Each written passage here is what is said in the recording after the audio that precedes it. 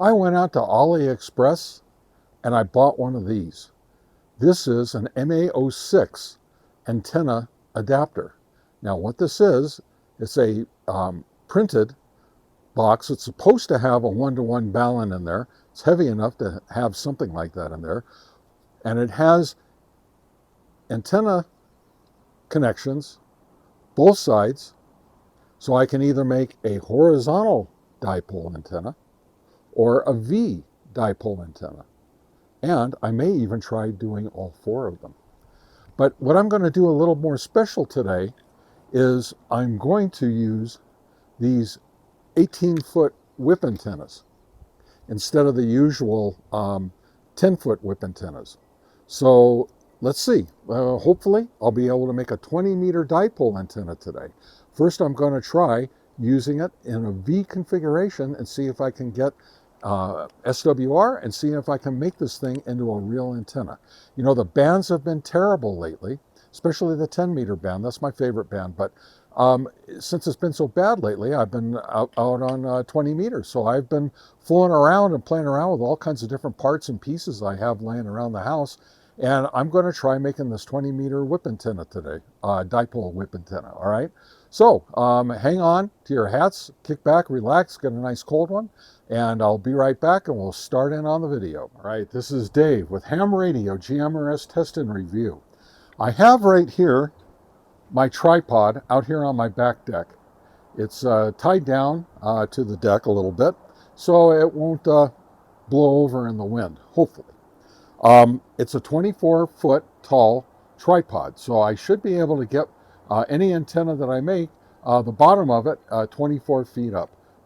Yesterday I had a 18-foot long antenna, so I actually had it up 32 feet. So that's pretty darn good, but I could have gotten it up a little bit higher. Could have gotten it up to over 40. So anyway, what I'm using today is this adapter.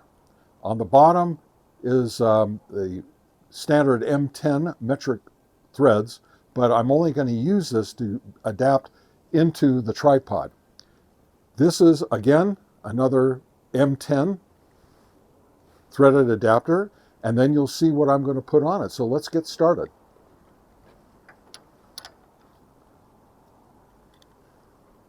I tighten that up.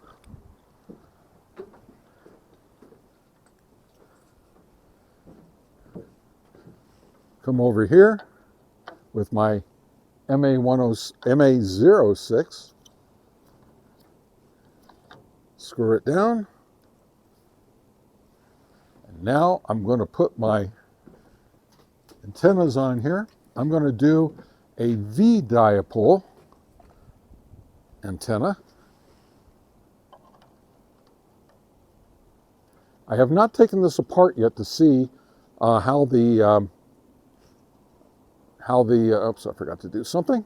How the unun is wired up or anything in there. I'm just assuming that it is correct. It's supposed to be a 1-to-1 unun, and they do that so you can make a dipole antenna. But who knows what you get from some of these companies these days.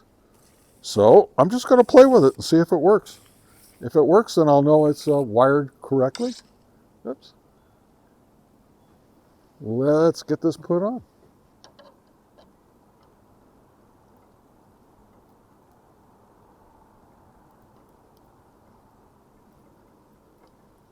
I hope this is heavy duty enough to hold these heavy 18-foot whip antennas.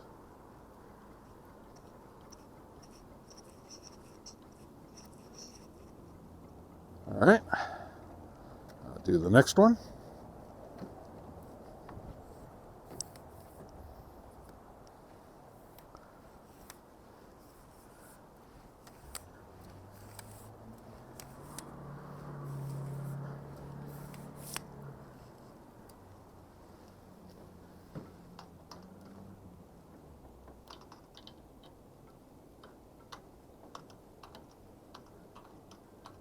I have something over here that it's hitting, so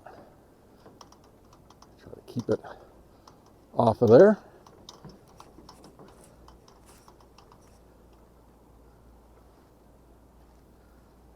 And I'm going to turn it. Oh, too bad. All right, I'm going to turn it this way.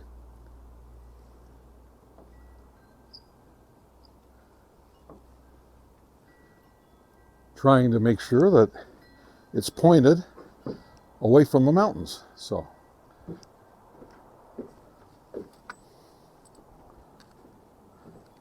I have here my Rig Expert Stick Pro right here. You can see it for yourself. I'm using a short piece of RG316, and I know it's not the best piece of coax, but just for testing purposes it does okay. Oh, I forgot one thing. Let me show you what I forgot.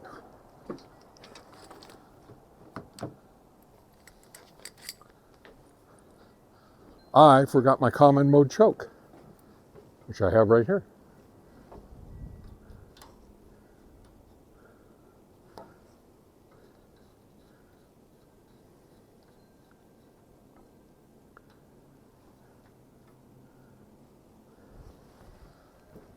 I'll get back to the Stick Pro.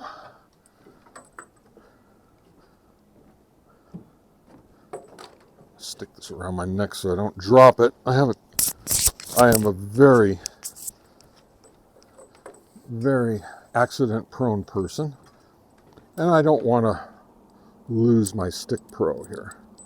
It's invaluable for making antennas on the fly. All right, let's check this out and see what we get. Turn it on, and I'm going to set it to do a scan of all the ham bands. Let's just see what we get. Oh my gosh, you're not going to believe this. I got 1.12 at 14.087 meters. I'm sorry, megahertz, I mean. Wow, that's amazing. And I also got less than 3 on the 2 meter band, which is interesting. So, you know what? I'm not going to touch it. I'm going to put it on my radio and see what happens. And hopefully, I'll be right back. Wow, that was amazing. I've never had an antenna just pop up like that before. All right, be right back. All right, I've decided I'm going to play around with this just a little bit, but I do want to show you what my Stick Pro came up with, and that is 1.13 at 14.11 megahertz. Now, I could probably just say, let's use it, but I'm going to play with it just a little bit, see what I come up with, because I would love to move it up the band just a little bit. And I'll see what this might do.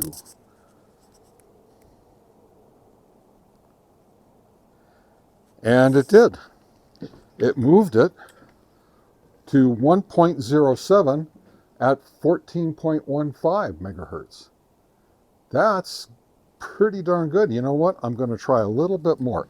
Now, one thing I'm going to tell you guys, when you're playing with a whip dipole like this and you're trying to tune it, do only one side. Doesn't matter which one, but only change one side. Because I found the hard way, if you change both sides equally, or try to do it equally at the same time, it doesn't work very well. You may end up going well past what you're trying to do.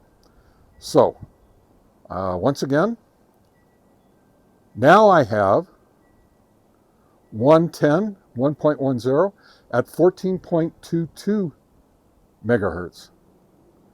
So, you know, I might just go back a little bit, but you know what? I'm going to keep this. I'm going to keep this because my license, my general license, starts at 14.225.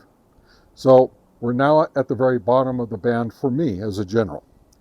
However, don't know what's going to happen when we raise this up. So we now have 1.10 at 14.22 megahertz. Let's raise this up and see what happens.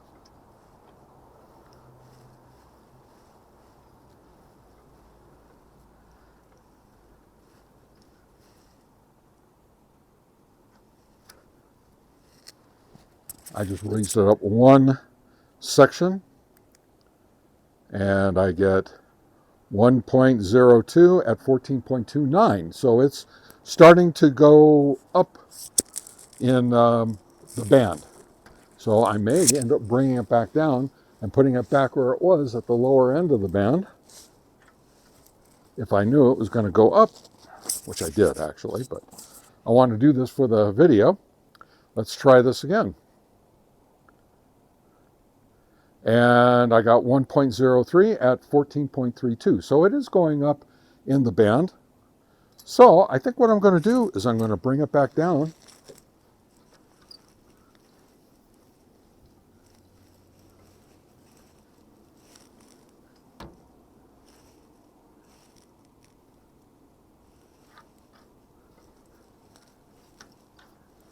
And I'm going to retune it again.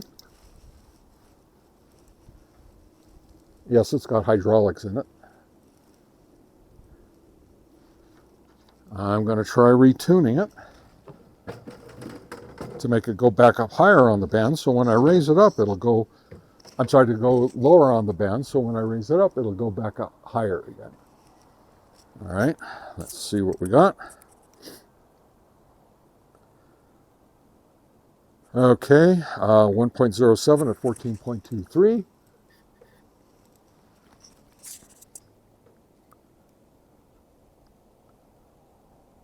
1.08 at 14.19. So let's try it and see what happens when I raise it up. I would love it to be right near the bottom of my part of the band. So let's see what happens when I raise it up. Two sections.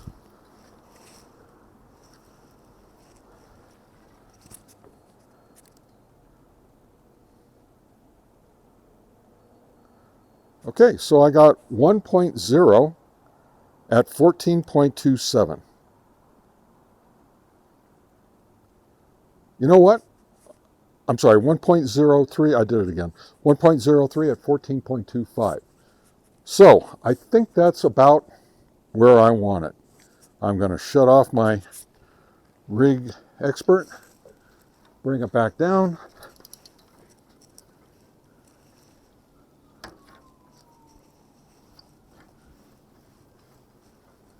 I was supposed to have some high winds again today. Not too high, but high enough that could affect this antenna. So now I'm just going to connect the piece of coax I have over here. And I will raise it back up again.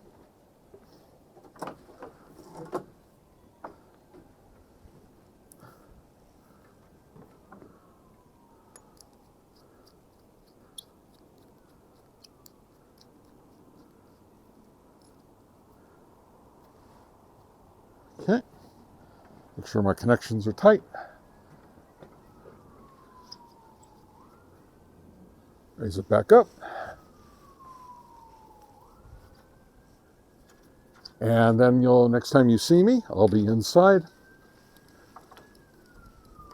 with my Rididio, and I'll test the SWR on the inside and see what I come up with.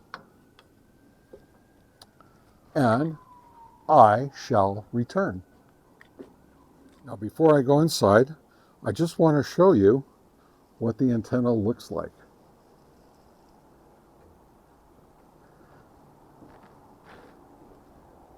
All right, so now you see it.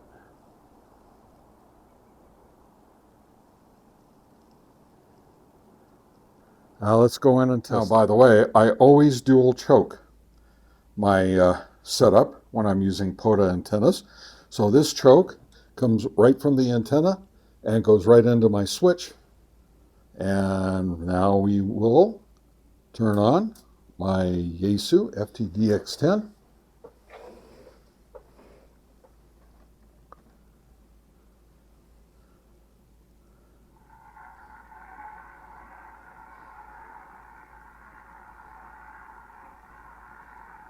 All right. Not sure how this is going to go, but let's put this on FM. Turn down the volume, of course, and make sure the power is all the way down. And my meter is on SWR. And I'm going to try to transmit, see what happens. And look at that, 1.0 to 1 SWR, according to my radio. Can't get much better than that, folks.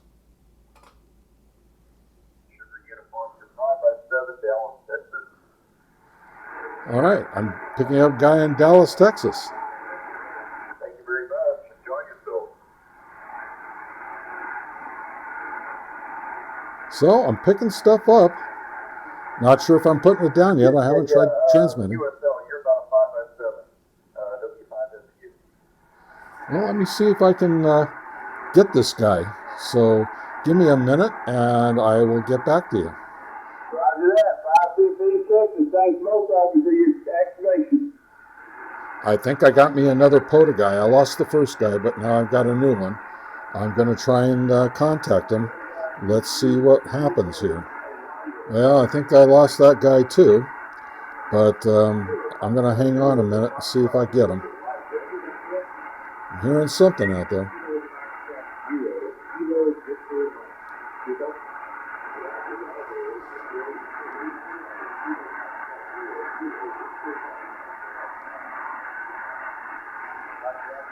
All right, well, I've been trying to catch somebody, anybody. There's lots of POTA people out there, and they pop up, and by the time I grab the camera, they're gone again. So that means the bands are going in and out at the moment, but I will keep trying. I did raise the antenna up to the full 24 feet, so it's up there. My SWR did go up a little bit to 1.5 to 1, but that's okay. I'm just going to keep running it like that. And I'm going to keep trying till I get a hold of somebody. All right? All right. Be right back. November 8, Delta Alpha Victor.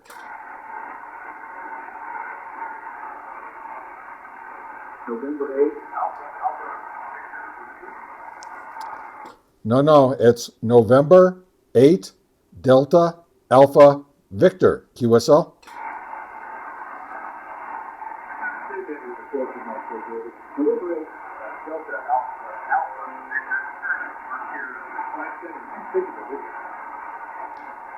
You're 5-3 into Flagstaff, Arizona, QSL.